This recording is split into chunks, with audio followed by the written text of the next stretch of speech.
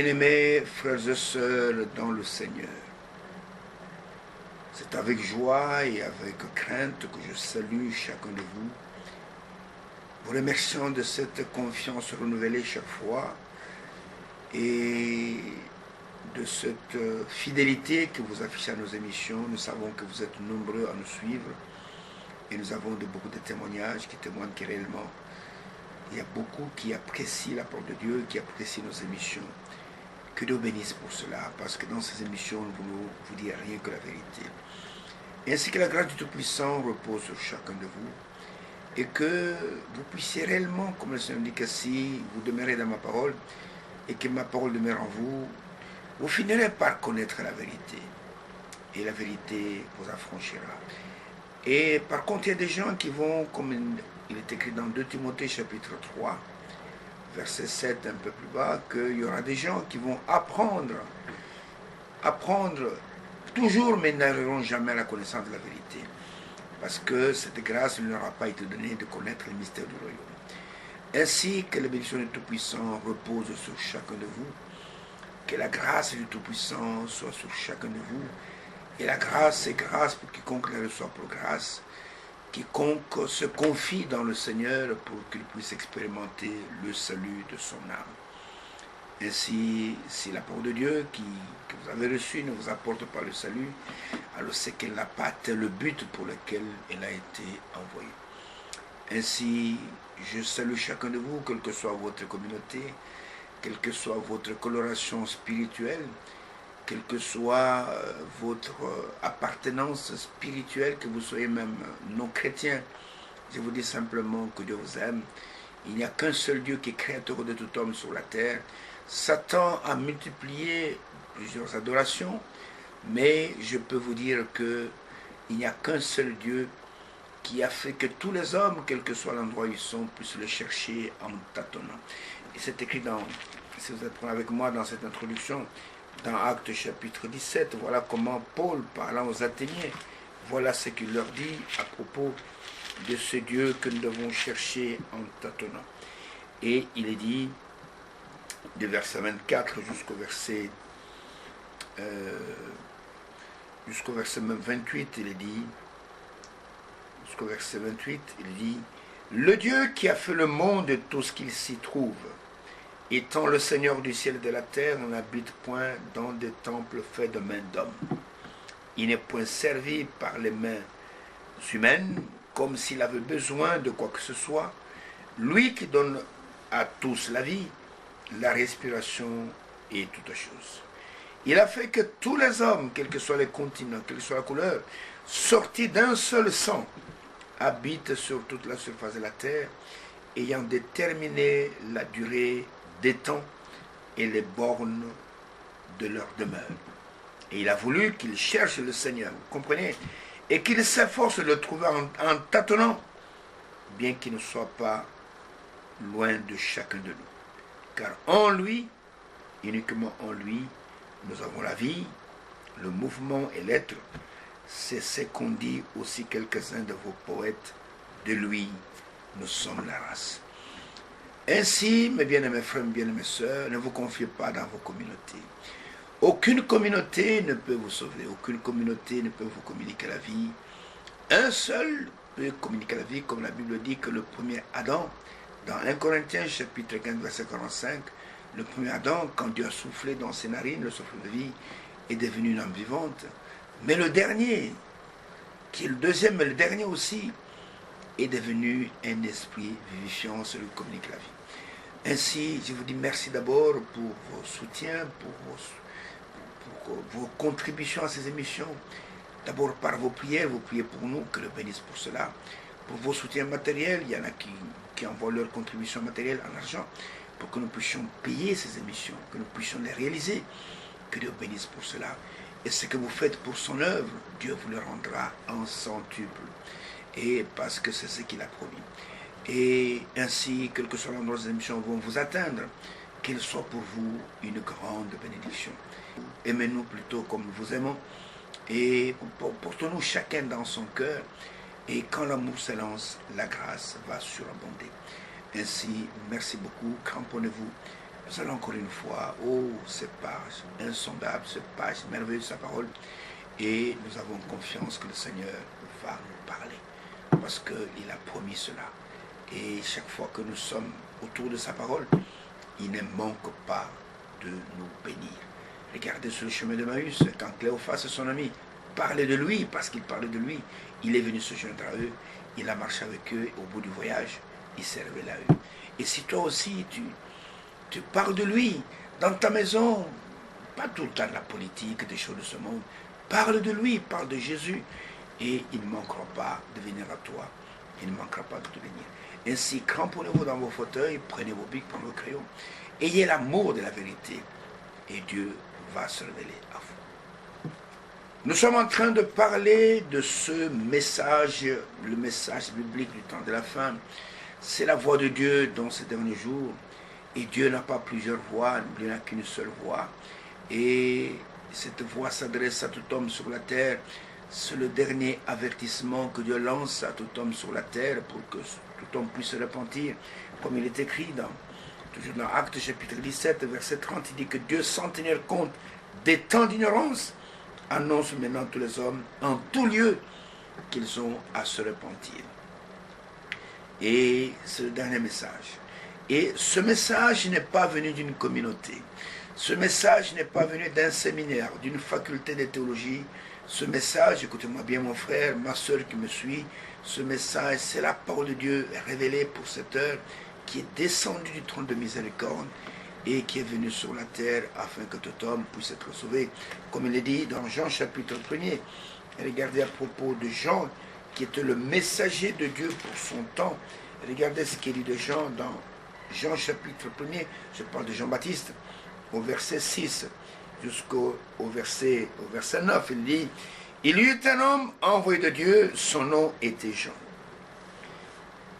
Et cet homme était envoyé de Dieu, pas envoyé d'une communauté. Il vint pour servir de témoin, pour rendre témoignage à la lumière, afin que tous, sans exception, quelle que soit la communauté, croient par lui. Il n'était pas la lumière, mais il parut pour rendre témoignage à la lumière. Écoutez, cette lumière était la véritable lumière qui, en venant dans le monde, éclaire tout homme. Et Jean-Baptiste était le messager pour son temps. Et dans notre temps, nous avons aussi reçu un prophète avec l'esprit d'Élie. Et ce prophète, il a reçu un message qui est précurseur de la seconde venue de Jésus-Christ. Et les deux ministères sont liés ensemble. Et cet homme qui est William Branham n'était pas la lumière. Lui aussi, c'est un homme envoyé de Dieu qui est venu dans ce temps de la fin pour rendre témoignage à la lumière afin que tous, sans exception, quelle que soit la communauté, puissent croire au travers de lui. Pourquoi cela? Parce que Dieu n'est pas un confusionniste. Écoutez-moi bien, mon frère théologien, mon frère, c'est pas que tu sois prêtre, que tu sois n'importe qui. Dieu n'est pas un Dieu de confusion. Quand Dieu envoie un messager, ce messager, sa parole s'impose à tout homme sur la terre. Quand il a envoyé Noé, la parole de Noé était imposable à tout homme sur la terre. Quand il a envoyé Moïse, la parole de Moïse était imposable à tout Israël qui était en Égypte. Quand il a envoyé Jean-Baptiste, et son message était imposable à toutes les communautés qui étaient là en Israël en ce temps-là. Quand Jésus est venu, sa parole s'imposait à toutes les communautés, que vous soyez pharisiens, sadducéens, scribes, sacrificateurs, vous devez croire en Jésus.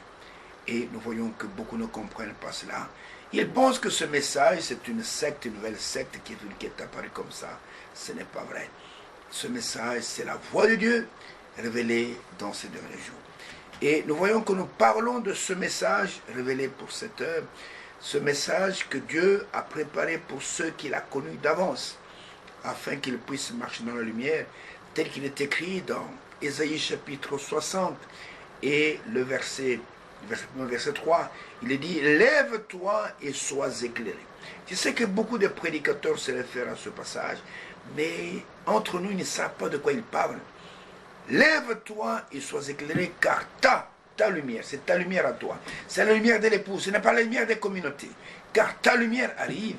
Les nations marchent dans les ténèbres, mais sur toi l'Éternel se lève, sur toi sa lumière resplendit. C'est Ésaïe 60. Ésaïe 60. Et je peux le lire pour vous, pour ceux qui n'ont pas de Bible ou qui n'ont pas l'habitude de la lire. Et regardez ce qu'il dit, c'est une lumière. Verset 1er jusqu'au verset 3, il est dit, lève-toi, sois éclairé, car ta lumière arrive, et la gloire de l'Éternel s'élève sur toi. Voici les ténèbres couvrent la terre, et l'obscurité le peuple, mais sur toi l'Éternel se lève, sur toi sa gloire apparaît, des nations marchent à ta lumière, et des rois à la clarté de tes rayons. Vous savez, le monde a la lumière aujourd'hui parce que l'épouse est encore sur la terre. Les ténèbres réellement couvrent la terre. Regardez, aujourd'hui, même les églises sont en train de légaliser l'homosexualité, qui est une abomination. Il y a même des dirigeants des pays européens qui sont des homosexuels. Le Premier ministre de la République de Luxembourg, écoutez, il s'est marié avec un homme et il apparaît avec son compagnon, comme ils appellent cela, comme son compagnon. Ce sont des abominations. Un pays qui est dirigé par des abominables, excusez-moi le terme, et ne peut pas marcher dans la lumière. Mais il a dit, lève-toi et sois éclairé, car ta lumière à toi, arrive. Et vous savez, ce que Dieu condamne, nous aussi nous le condamnons. Et ce que la Bible condamne, nous le condamnons aussi. Et la Bible dit, dans les Saintes Écritures, Lévitique chapitre 18, Lévitique chapitre 20, à propos de l'homosexualité, voilà ce que la Bible déclare. Et ça, c'est la parole immuable de Dieu. D'abord, Lévitique chapitre 18, il est dit ceci au verset 22. Il est dit, tu ne coucheras point avec un homme comme on couche avec une femme. C'est une abomination. Et dans Lévitique chapitre 20, verset 13, verset 13, il est dit ceci, si un homme couche avec un homme comme on couche avec une femme, ils ont fait tous deux une chose abominable. Ils seront punis de mort. Leur sang retombera sur eux. Et dans le Nouveau Testament, l'apôtre Paul, parlant aux Romains, dans son épître aux Romains, il dit ceci à propos de ceux qui font ces choses-là, parce que maintenant, on est en train même de changer de Bible. Il y a, par exemple, quand j'ai prêché ces choses, il n'y a pas longtemps, et en lisant dans 1 Corinthiens chapitre 6, il y avait un frère qui était en train de suivre, et sur Internet depuis l'Europe, et dans 1 Corinthiens chapitre 6, on a fait disparaître le mot homosexuel. Même s'ils font ça, la parole de Dieu demeure éternellement. Et dans Romains au chapitre 1er, regardez ce qui est écrit à propos de ces actes abominables. Et un homme normal ne peut pas commettre de telles choses, à moins d'être possédé par des démons. Écoutez ce qui est dit au verset 26 jusqu'au verset même, au verset 28, il est dit, c'est pourquoi Dieu les a livrés à des passions infâmes, car leurs femmes ont changé l'usage naturel en celui qui est contre nature. Et de même que les hommes, abandonnant l'usage naturel de la femme, se sont enflammés dans leurs désirs les uns pour les autres, commettant homme avec homme des choses infâmes, et recevant en eux-mêmes le salaire que méritait leur égarement. Comme ils ne se sont pas souciés de connaître Dieu, Dieu les a livrés à leur sens réprouvé pour commettre des choses indignes. Vous comprenez? Ce que Dieu condamne, nous aussi le condamnons. C'est pourquoi cette parole, ce message, c'est la parole de Dieu révélée pour cette heure. Dieu n'a jamais approuvé l'homosexualité. Les églises approuvent ça, mais Dieu condamne.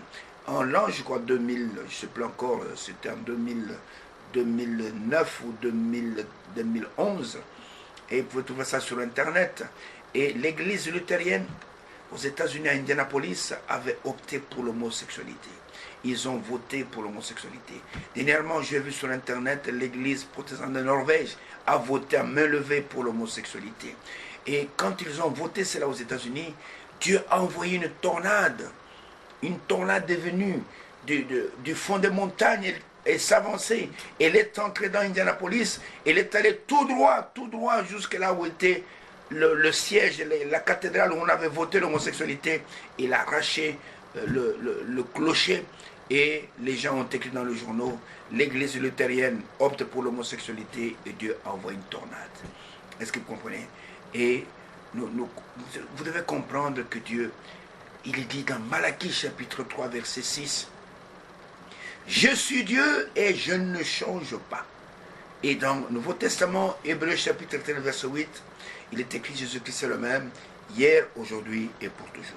Donc nous sommes en train de parler du message biblique de la fin, nous sommes en train de parler des événements modernes rendus clairs par la prophétie, et ce qui s'est passé du temps de Sodome se passe probablement aujourd'hui. Nous sommes en train de parler du temps de rétablissement de toutes choses, et nous avons terminé la fois passée en parlant de la révélation de Jésus-Christ. Nous avons terminé avec l'âge où l'église de Philadelphie, et nous avons vu que Dieu a promis que celui qui vaincra dans cet âge, j'ai fait de lui une colonne dans la maison de mon Dieu, et il ne sortira pas de cette maison.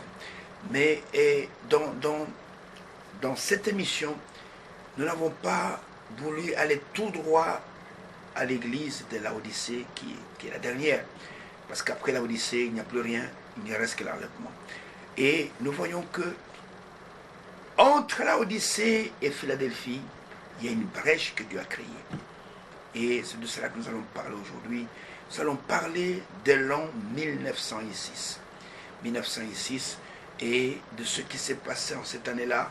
C'était l'an qui va marquer la fin de l'âge de Philadelphie, mais qui va aussi marquer le début de l'âge de Laodicée. Et le messager de Laodicée va naître 3 ans plus tard, en 1909. Et je profite pour dire ceci, que nous avons vu dans la rue de Kinshasa, je peux dire des abominations, des gens en train de défiler avec des calicots, soi-disant sont en train de fêter leur Noël. Et Noël, c'est fêter la date d'anniversaire du prophète William Branham. Ce sont des abominations, ce sont des gens qui jettent l'opprobre sur la porte de Dieu. On n'a pas le droit de faire cela. Il n'y a qu'une seule personne qu'on doit glorifier dans l'église, c'est le Seigneur Jésus-Christ. Les serviteurs de Dieu ont leur place, mais on n'a pas le droit de faire de telles choses. C'est ce qui rejette les gens qui les repoussent loin du message.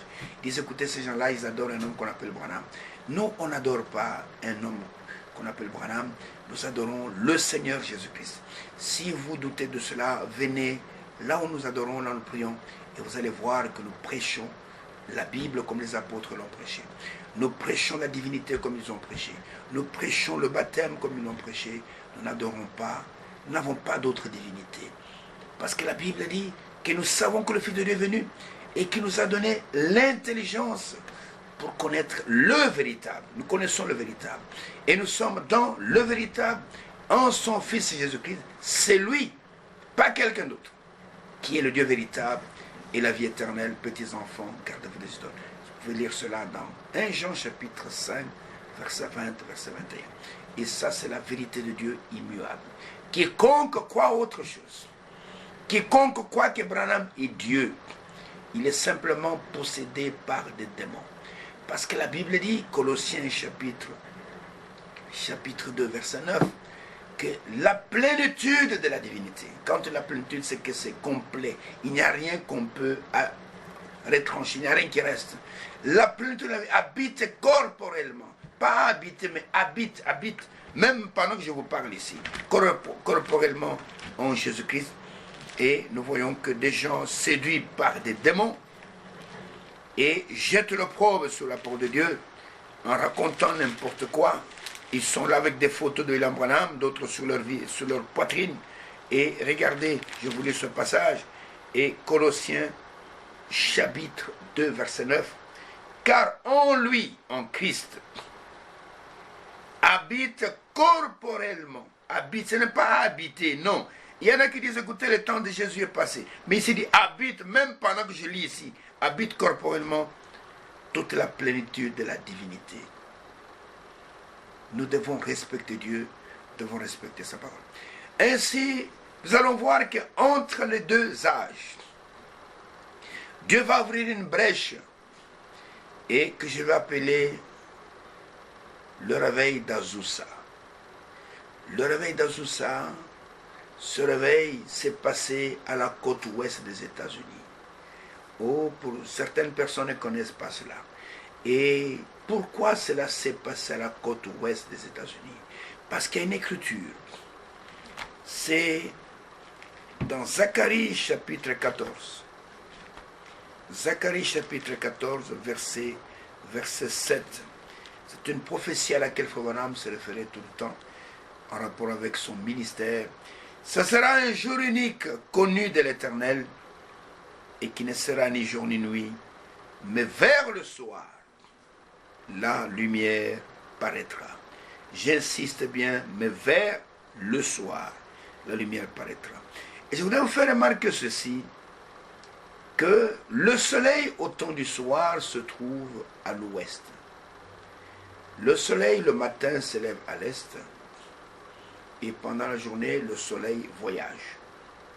Il arrive à midi et puis après il commence à décliner et le soir, quand vous voyez le soleil se coucher, si vous le regardez là en train de disparaître à l'horizon, là où vous regardez là c'est l'ouest.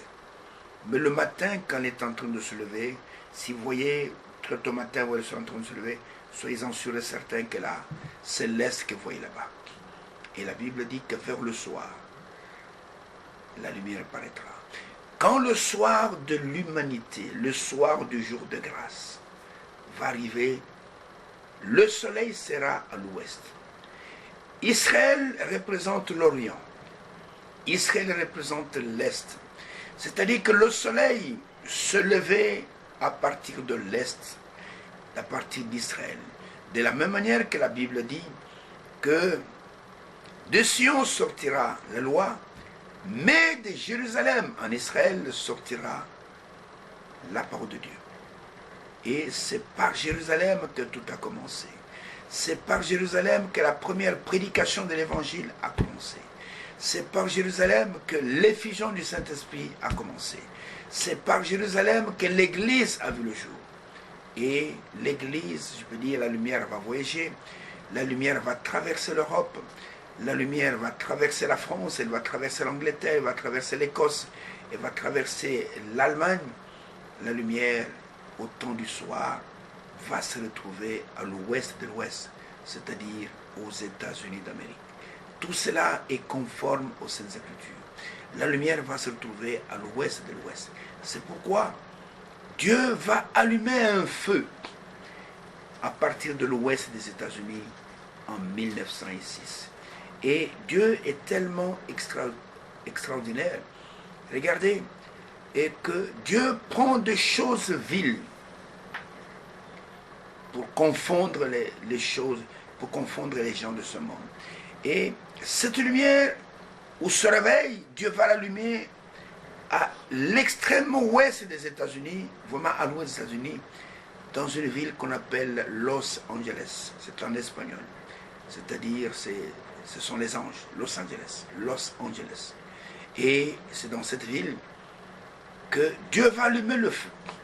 Et c'est dans cette ville aussi que les jugements vont frapper la côte ouest des États-Unis. Cette ville qui se dit la ville des anges va disparaître au fond de l'océan. Ça, cela ainsi dit le Seigneur. Surveillez cette prophétie, elle va arriver certainement. Et cette ville qui s'appelle la ville des anges, c'est là où Dieu va manifester sa grâce.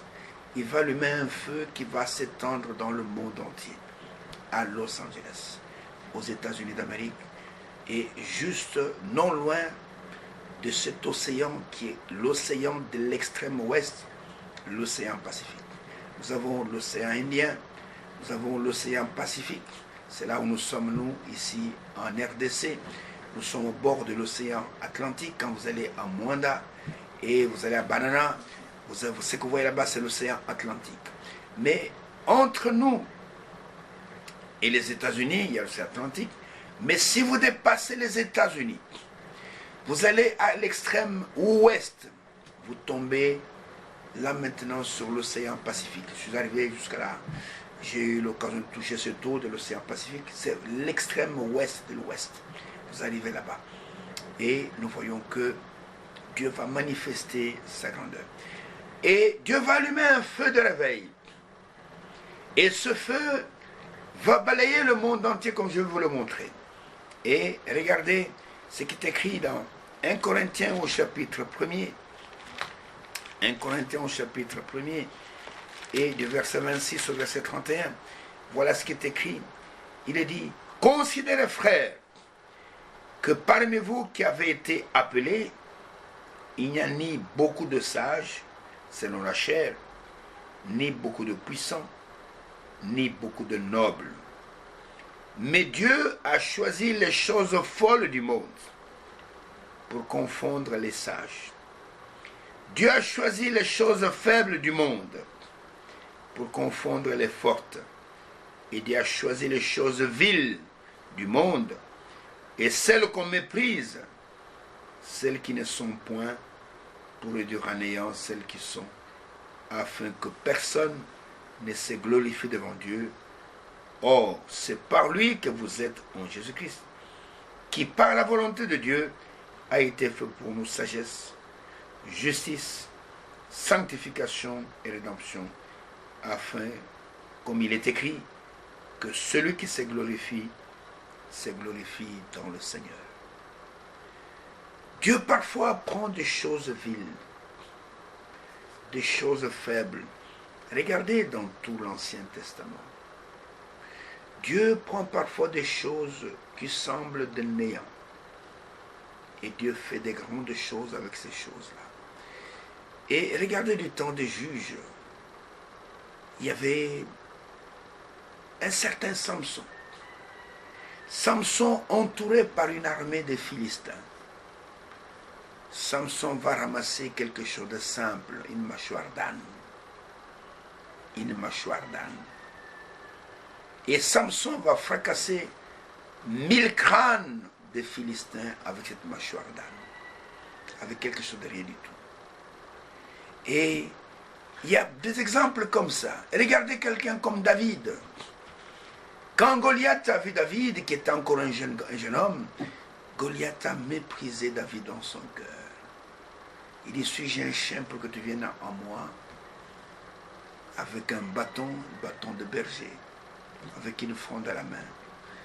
Il ne savait pas que celui qui était en David était le Tout-Puissant, le Tout-Suffisant. Dieu prend des choses viles du monde, et c'est avec une fronde, même pas une épée, non pas avec une lance, que David a terrassé Goliath. Avec quelque chose de rien du tout, avec une pierre amassée dans le torrent d'eau, avec une pierre que David a terrassé Goliath. Oh frère, Dieu parfois surprend les gens. Dieu prend parfois des gens qui n'ont pas l'air d'être des ecclésiastiques. Et avec eux, il fait de grandes choses. Il y a eu un certain Dwight Moody, qui ne parlait pas bien, qui n'était pas éloquent dans les siècles passés. Et les gens sont venus le voir, mais monsieur Dwight, monsieur Moody, pourquoi tu ne parles pas bien? Pourquoi les gens viennent t'écouter? Et Moody leur dit, c'est parce que dans ce que je dis, il y a quelque chose qui les attire. Ce qui attire les enfants de Dieu, ce n'est pas de grandes églises, ce n'est pas de grandes cathédrales. Dieu est tellement simple. Dieu se cache et se révèle dans la simplicité. Mais beaucoup n'ont pas le discernement pour voir cela. Et Dieu, regardez, Jésus a marché sur la terre et il n'a pas regardé son égalité avec Dieu comme quelque chose comme pour arracher. Mais Jésus a marché sur la terre comme un simple homme, dans une simplicité qui étonnait même les anges. Les anges ne comprenaient pas comment le Tout-Puissant peut marcher sur la terre dans une telle simplicité. Il s'est tellement humilié. Il a pris la forme d'un simple homme, la forme d'un serviteur. Il s'attablissait jusqu'à laver les pieds de ses disciples. Alors qu'aujourd'hui, les soi-disant archevêques, bishopesses, archibishops sont tellement gonflés qu'il est même très difficile de s'approcher d'eux. Il y a même des pasteurs dans ce message pour le voir. Oh là là, il faut demander l'audience 2 mois à l'avance pour pouvoir voir le pasteur. Mais Jésus, on le voyait tout le temps. Quand Jairus est venu, alors que sa petite fille est en train de mourir, Jairus n'a pas attendu 2 mois. Vous comprenez? Quand le sentinelle romain est venu avec son serviteur qui était malade à la maison, il n'a pas attendu 2 mois. Mais vous, orgueilleux pasteur, Vous êtes un serviteur, vous n'êtes pas un patron. Il faut 2 mois pour vous voir. Il y a des gens qui viennent me voir parce qu'ils n'ont pas pu voir leur pasteur pour que je prie pour eux. Et je leur dis, chez moi, il n'y a pas de demande d'audience. Quand je suis libre, vous venez, je vous reçois. Et Dieu prend des choses faibles du monde pour confondre les fortes. Et pour ce réveil qui fait la brèche, si je peux dire, entre Philadelphie et l'Odyssée, Dieu va confondre les Américains. Dieu va confondre ce peuple qui va devenir quelques années plus tard la première puissance mondiale. Dieu va choisir pour ce réveil un noir. Un homme noir pendant que la ségrégation raciale battait son plein aux États-Unis. Pendant que les blancs et les noirs ne pouvaient pas cohabiter dans le même quartier. Pendant que les blancs et les noirs ne pouvaient pas entrer dans le même bus.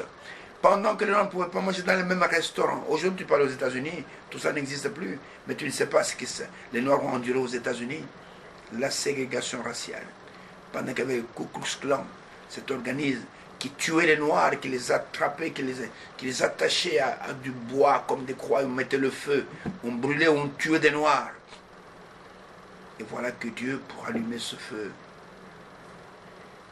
il va choisir un prédicateur noir du nom de William Seymour, ou Seymour en français, comme vous le voyez sur les photos qu'on vous montre pour le moment. C'était un prédicateur non seulement noir, mais il était borgne. Il avait un seul œil. Quelqu'un qu'on ne pouvait pas considérer comme étant un grand serviteur de Dieu. À tel point que quand Dieu l'a utilisé, ça crée même la jalousie parmi ses collègues blancs, qui ont voulu s'attribuer la paternité de ce réveil, mais on ne change pas l'histoire. Tout le monde sait que c'est pendant que William Seymour prêchait que le Saint-Esprit est descendu. Que le feu est allumé à Los Angeles, dans cette rue, Azusa Street, ou la rue Azusa. C'était un noir qui prêchait, c'était un borgne. Et cela a lancé le réveil qu'on appelle le réveil de Pentecôte. Cela a lancé le réveil de ceux qui vont devenir plus tard les pentecôtistes.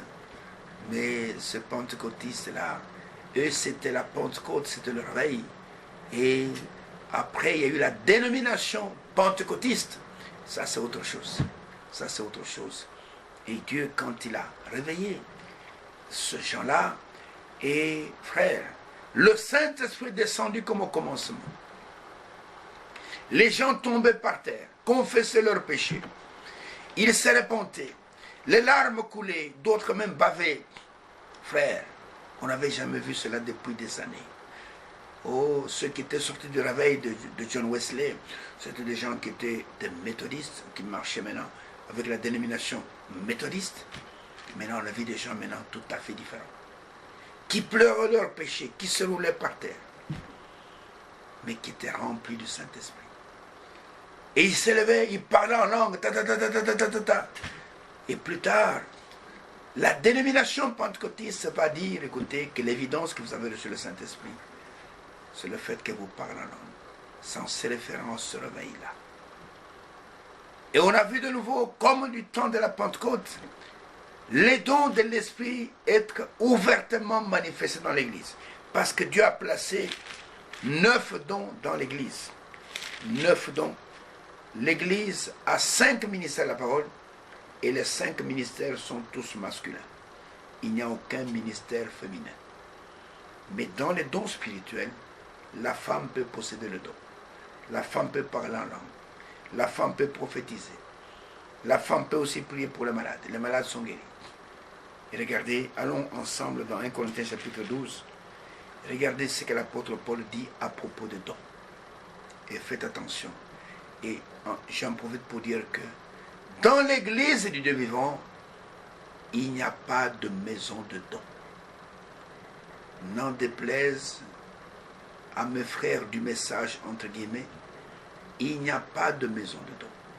Toutes les maisons de dons que vous avez dans vos assemblées, elles sont anti-bibliques, elles sont anti-Christ. William Branham n'a jamais possédé de maison de dons.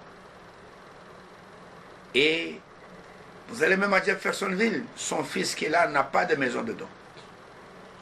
Vous allez en Allemagne, chez notre frère Walt Frank, il n'y a pas de maison de dons. Est-ce que vous comprenez cela? Parce qu'il n'y a aucune écriture qui appuie cela. Aucune écriture qui appuie cela. Et on ne va pas consulter les gens qui ont des dons. On ne les consulte pas. Parce que ces dons, c'est Dieu seul qui les opère. C'est Dieu seul qui les enclenche. C'est pourquoi on ne va pas les enclencher en allant poser la question à un frère, prophétise pour moi. Non, il n'y a pas de prophétie sur commande. Il n'y a pas de parler en langue sur commande. Frère, parle un peu en langue pour moi. J'ai une difficulté dans ma maison, parle un peu en langue. Ça n'existe pas. C'est pourquoi dans ces maisons de dons, ce sont des esprits séducteurs qui parlent aux gens. Et les gens ne le savent pas. Dieu n'utilise pas ce genre de moyens. Et regardez, avant de lire 1 Corinthiens 12, prenez 1 Samuel chapitre 9, verset 9. 1 Samuel chapitre 9, verset 9. Voilà ce qui est écrit à propos de ceux qui allaient consulter l'Éternel. Et quelle est la personne qu'on consultait quand on allait pour consulter Dieu. 1 Samuel chapitre 9 et verset 9 aussi. Il est écrit ceci. Autrefois, en Israël, quand on allait consulter Dieu, vous entendez ça, on disait, venez et allons vers le voyant. Car celui qu'on appelle aujourd'hui le prophète s'appelait autrefois le voyant. C'est-à-dire que quand nous voulons consulter Dieu, s'il y a un prophète majeur sur la terre, c'est vers lui que nous devons aller. S'il n'y a pas de prophète majeur sur la terre, il y a bien des prophètes majeurs. Je ne parle pas de don de prophétie. On va vers le prophète. S'il n'y a pas de prophète majeur, alors Dieu utilise d'autres moyens pour nous parler. Dieu peut utiliser des visions, il peut utiliser des songes pour nous parler. Regardez ce qui s'est passé avec Joseph, l'époux de Marie qui a enfanté Jésus. Marie a dit à Joseph que je suis enceinte. Et la grossesse que j'ai vient du Saint-Esprit. J'ai reçu un ange, un messager céleste, et voilà ce qu'il m'a dit. Mais la chose était tellement invraisemblable que Joseph a dû regarder Marie, lui dire, Marie, ce que tu me dis là, j'ai difficile à avaler ça, parce que c'est une chose qui n'a jamais existé. Qu'une femme tombe enceinte seule comme ça. Marie lui dit, un ange m'a parlé. Il s'appelle Gabriel, voilà ce qu'il m'a dit. Joseph dit, écoutez Marie, je t'aime beaucoup, je ne veux pas te diffamer, alors nous allons nous séparer en secret. Personne ne saura cela. Tu vas accoucher dans le secret le plus complet, personne ne saura ça. Et la Bible dit que comme Joseph voulait faire cela, et qu'il n'y avait pas de prophète sur la terre, alors Dieu a parlé à Joseph dans un songe. Ça, c'est un moyen secondaire. Regardez quand David a commis adultère, qu'il a pris la femme d'Uri, et que David a fait tuer même le mari de cette femme. Dieu devait parler à David, mais il y avait un prophète qui était sur la terre. Il s'appelait Nathan. Et Dieu a envoyé Nathan avec le ainsi dit le Seigneur. Quand un prophète est sur la terre, quand Dieu veut parler, il parle avec du prophète. Mais quand il n'y a pas de prophète, il utilise des moyens secondaires. Et aujourd'hui, nous n'avons pas de prophète majeur. Quand Dieu veut nous parler, il nous parle d'abord par sa parole. Mais il peut nous parler individuellement par des visions et par des songes. Donc, toutes les maisons de dons dans lesquelles vous vous confiez pour aller soumettre vos problèmes, vous êtes en train de perdre votre temps. Dieu n'est pas dans ces choses-là. Dieu se trouve dans sa parole. Est-ce que vous comprenez? Et les dons, ce n'est pas les fidèles qui les enclenchent. Et je peux vous dire ceci, il y en a qui prennent des citations de l'homme de Dieu William Branham pour justifier cela. L'homme de Dieu William Branham a donné un conseil, un très bon conseil. Et je vais vous le répéter, ce conseil de la bonne manière maintenant. L'homme de Dieu William Branham a montré que tous les dons de l'esprit, Satan peut les imiter. Satan peut parler en langue. Satan peut prophétiser. Satan peut même faire que des faux serviteurs prient pour les malades sont guéris. Cela peut arriver. Et Satan peut faire que des faux serviteurs fassent beaucoup de miracles. Le Seigneur l'a dit dans Matthieu chapitre 7, qu'ils viendront à moi qu'ils auront fait beaucoup de miracles en ton nom. Mais il y a une seule chose que Satan ne sait pas imiter, c'est demeurer dans la parole. Il est incapable de faire cela. Alors Frère Branham m'a donné un bon conseil quand il a donné des instructions sur l'ordre dans l'église. Il a dit ceci: pour éviter que Satan ne puisse utiliser les frères et les sœurs qui ont des dons en eux, avant chaque culte, avant chaque service, que ceux qui ont des dons se réunissent et prient ensemble pour chercher la face du Seigneur, pour se recommander entre ses mains, pour demander au Seigneur de pouvoir les utiliser. Et que le Seigneur puisse tout faire pour que l'ennemi ne les utilise pas. Voilà pourquoi il a demandé aux gens de se réunir avant le culte. Pas en dehors des heures de culte. Avant le culte. Mais vos maisons de dons, elles sont permanentes. Qui est culte ou pas culte, ils sont là, comme des féticheurs dans une cage. Hein? Ils sont en train d'attendre là-bas. Et les gens entrent là-bas. Bon, j'ai des problèmes à la maison, je ne sais pas, mes affaires ne marchent pas. Bon, attendez une minute. Et vous voyez les gens qui ont des dons entrent en transe. Écoutez, écoutez, écoutez, écoutez. Tout ça, c'est du théâtre. Une seule personne qu'on avait construite. Quand Frère Branham était sur la terre, les gens faisaient des kilomètres pour le consulter. Et ils avaient des réponses à leurs problèmes. Et par discernement, Dieu pouvait discerner au travers de ces gens-là quelle était la cause de leurs problèmes. Aujourd'hui, il n'est pas là. Nous devons simplement prier et Dieu nous parle par des songes, par des visions et par sa parole. Et regardez maintenant les dons qui sont là et d'où viennent les dons. Vous entendez bien, dons. Don, c'est quelque chose qu'on vous donne. Il a donné les uns comme apôtres. Les ministères dans l'église, ce sont des dons de Christ à l'église. Selon Ephésiens chapitre 4, verset 11, verset 16, il a donné. Il est monté au ciel, il a fait des dons aux hommes. Et voilà maintenant ce qu'il dit. 1 Corinthiens chapitre 12, verset 4 jusqu'au verset 11. Il est dit ceci. Il y a diversité de dons, mais le même esprit, c'est-à-dire le même donateur. Il y a diversité de dons, mais le même donateur, le donateur c'est le Saint-Esprit. Diversité de ministères, c'est vrai, il y en a 5, mais le même Seigneur qui donne les ministères. Diversité d'opérations, mais le même Dieu qui opère tout en tous.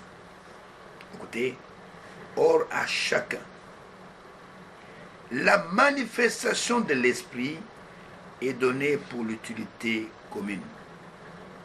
En effet, à l'un est donné par l'esprit, écoutez, est donné par l'esprit une parole de sagesse. À un autre, une parole de connaissance, selon le même esprit. À un autre, la foi, par le même esprit. À un autre, le don de guérison, par le même esprit. À un autre, le don d'opérer des miracles. À un autre, la prophétie. À un autre, le discernement des esprits. À un autre, la diversité des langues. À un autre, l'interprétation des langues. Écoutez le verset 11 qui est comme une conclusion. Un seul et même esprit opère toutes ces choses, les distribuant chacun en particulier comme il veut. Un seul et même esprit. Il opère toutes ces choses. Et en ce mois d'avril 1906, quand le Saint-Esprit est tombé sur cette petite congrégation, là où William Seymour est en train de prêcher, il y avait des prédicateurs blancs qui étaient là aussi. Le feu de Dieu est descendu dans cette église. Et entre parenthèses, ce n'était pas une grande cathédrale. Mais c'était un hangar. Vous voyez comment Dieu peut confondre les gens. C'est comme quand le Messie est venu au monde. Le Messie n'est pas venu au monde dans une maternité. Le Messie est venu au monde dans une étable. Le Saint-Esprit est descendu dans un hangar. Il y a des gens qui jugent l'église par la beauté des bâtiments. Ah, comme le bâtiment est beau comme ça, Dieu doit être ici. Comme le bâtiment est climatisé, avec des fauteuils rembourrés, quand on s'assied, on a plutôt tendance à dormir qu'à être réveillé. Oh, Dieu doit être ici. Mais sur la rue Azusa, ce jour-là, c'était des simples personnes, des gens démunis qui priaient dans un hangar. Comme vous le voyez sur cette photo. C'était un hangar. Là où ils priaient. Ce n'était pas une cathédrale. Pendant qu'il y avait des gens dans des grandes églises, dans des cathédrales, en train de chanter les Te Deum, de glorifier Dieu, Dieu est descendu dans ce petit hangar, sur la rue Azusa, à Los Angeles, aux États-Unis. Les gens commencent à parler la langue, comme au commencement. Les gens commencent à prophétiser. Les gens commençaient à, oh frère, à confesser leurs péchés. Et cela attire les gens, comme le jour de la Pentecôte. La Bible dit qu'au bruit qu'il y eut dans la chambre haute, la multitude accourut. Et quand elle a accouru, elle a regardé Pierre et les autres qui sont descendus de la chambre haute. Et la multitude a dit, ces hommes sont ivres. Et Pierre leur dit, ce n'est que la 9e heure, la 3e heure du jour, je peux dire. Et ces gens ne sont pas ivres. Et c'est ce qui s'est passé à Los Angeles. Quand l'église où cet hangar a été, le Saint-Esprit descendu a rempli ce hangar, frère, les gens ont senti la présence de Dieu. Oh, c'était quelque chose d'extraordinaire. Avec cet homme, William Seymour. Regardez comment les femmes étaient habillées à l'époque. Regardez comment ceux qui étaient de la Pentecôte originelle étaient habillés. Regardez comment même sa femme, la femme de William Seymour, était habillée. Regardez nos femmes pentecôtistes aujourd'hui, en train de chanter avec des mini-jupes, avec des collants, tout en se disant être pentecôtistes. Oh, Dieu est bon, Dieu est merveilleux. Mais regardez comment les anciennes, je peux dire pentecôtistes à l'ancienne mode, comment ils étaient habillés. Et quand le Saint-Esprit est descendu sur ce hangar, au milieu de ces gens, et ce mouvement s'est répandu dans le monde entier. Beaucoup de gens ne le savent pas. C'est de ce mouvement que sont nés les réveils pentecôtistes dans le monde entier. Il y a eu ce réveil en Arménie, juste à la frontière entre la Russie et la Turquie. Oh, l'homme de Dieu. Et comment je veux dire, Chakerman en parle dans son livre. Et il montre comment ce réveil a fait que il y a eu des dons extraordinaires. Des dons extraordinaires en Arménie. Et Dieu a fait des grandes choses, des miracles se faisaient. Et c'est à cause de cela que la Turquie a commis un des plus grands génocides de l'histoire du XXe siècle. Et la Turquie a envoyé des militaires qui ont massacré à peu près 1 million des Arméniens à cause de ce réveil. Et jusqu'à aujourd'hui, la Turquie, malgré des preuves accablantes, la Turquie ne veut pas reconnaître sa responsabilité dans le massacre des Arméniens. Demos Shakarian, dans son livre Les gens les plus heureux de la terre, il dit dans ce livre qu'avant que le génocide n'arrive, il y a eu des prophètes qui ont été manifestés en Arménie et qui ont prédit ce massacre, qui ont demandé aux gens de partir. Demos Shakarian dit que son grand-père et son père, ils ont fui sur de chariots, ils ont quitté l'Arménie. Ils ont pris des bateaux, ils sont retrouvés aux États-Unis. Mais ceux qui sont restés ont été massacrés. Ça, c'est en Arménie. Pour toi, frère congolais qui ne le sait pas, le réveil de la rue Azusa, le feu qui s'est allumé là, sur la rue Azusa, ce feu est arrivé au Congo belge, au travers d'un homme appelé Simon Kimba. C'était un pentecôtiste. Ce n'était pas ce qu'on en a fait aujourd'hui. C'était un pentecôtiste. Il avait le don de guérison, il priait pour les malades. Frère. Et cet homme a vécu dans la simplicité, il est mort dans la simplicité. Il est mort en prison, bien sûr. Les Belges n'ont pas voulu le laisser en liberté à cause de la lumière qui jaillissait de son ministère. Tout cela venait du réveil d'Azusa. Ce même réveil a balayé l'Afrique australe à travers un homme qu'on appelle John Marang, auquel ce qu'on appelle chez nous les apôtres avec la longue barbe se réclament. John Marang venait de ce réveil là-bas. Est-ce que vous comprenez? Ce réveil a balayé l'Afrique. Ce réveil a balayé l'Asie. C'était un réveil mondial. Tout cela est parti de la rue Azusa. Vous devez connaître ces choses pour savoir d'où ça vient. Ce n'était pas une histoire qui est venue comme ça. C'est Dieu qui a allumé ce feu. Et ce feu, c'était un avant-goût de ce qui allait venir après. Parce qu'après, dans l'Odyssée, Dieu a envoyé un prophète puissant, avec l'esprit d'Élie, selon Malachie chapitre 4, verset 5, verset 6. Et nous parlons de lui dans les émissions qui vont suivre. Regardez ce qu'il dit dans Malachie chapitre 4, verset 5, verset 6. Les derniers versets de l'Ancien Testament. Il est dit: voici, je vous enverrai Élie le prophète, avant que le jour de l'Éternel arrive, ce jour grand et redoutable. Il ramènera le cœur des pères à leurs enfants, et le cœur des enfants à leurs pères, de peur que je ne vienne frapper le pays d'interdit. Et en même temps va s'accomplir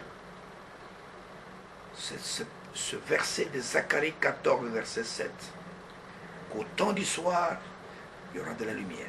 Vous comprenez pourquoi la lumière devait sortir de l'ouest. Le prophète du temps de la fin ne pouvait pas sortir de l'Afrique centrale. Tous ceux qui se déclarent dans ce pays, ils sont aussi les lits qui deviennent au temps de la fin, sont grandement dans l'erreur. Le prophète devait venir de l'ouest des États-Unis. Parce que juste après cette lumière, juste après notre visitation, que cette lumière qui est venue de l'ouest, qui a envahi toute la terre, qu'est-ce qui reste? Se tourner autour du globe. Et la lumière va revenir où ça? En Israël. De la même manière que le soleil s'élève à l'est, il fait tout son parcours. Il disparaît pendant la nuit. Et pour le petit matin, où est-ce qu'on retrouve le soleil? On le retrouve à l'est. Et juste après nous, le Seigneur va visiter son peuple d'Israël. Il va se révéler à son peuple d'Israël. Et ils le connaîtront comme ils ne l'ont jamais connu. Ils vont pleurer sur lui comme on pleure sur un fils unique. et ils vont le reconnaître, et en ce moment-là, ils vont se convertir en un seul jour, et tout Israël sera sauvé. Ils vont s'ajouter à ceux qui sont sauvés des nations, et ce sera un jour terrible, quand ils vont voir que celui qui les attendait, c'est celui qui les ont crucifiés.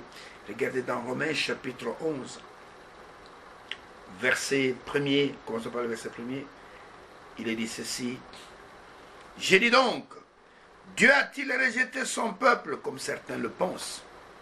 Loin de là. Car moi aussi je suis israélite, c'est Paul qui parle, de la postérité d'Abraham, de la tribu de Benjamin. Dieu n'a point rejeté son peuple qu'il a connu d'avance. Ne savez-vous pas que l'Écriture rapporte d'Élie comment il adresse à Dieu cette plainte contre Israël? Seigneur, ils ont tué tes prophètes, ils ont renversé tes autels, moi seul, je suis resté et ils cherchent à m'ôter la vie. Mais quelle réponse Dieu lui donna-t-il? Je me suis réservé 7000 qui n'ont point fléchi le genou devant Baal. De même aussi, dans le temps présent, il y a un reste selon l'élection de sa grâce. Et ce réveil va ouvrir, je peux dire, la page d'un grand réveil qui va balayer tout le monde entier. Et dans l'Odyssée, ça va s'étendre encore et ça va atteindre maintenant toutes les nations.